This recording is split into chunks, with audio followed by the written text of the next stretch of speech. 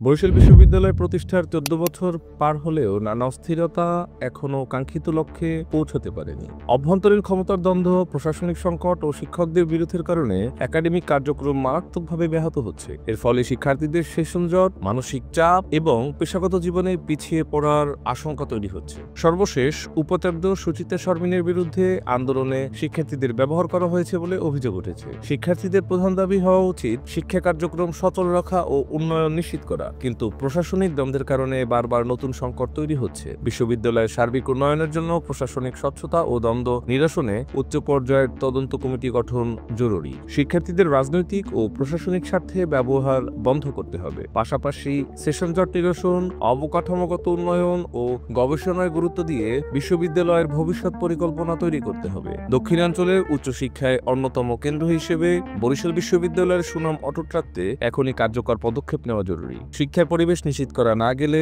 এই অরাজকতা ভবিষ্যতেও চলতে থাকবে। মেহেদী হাসান, ইনসার্স, বি নিউজ।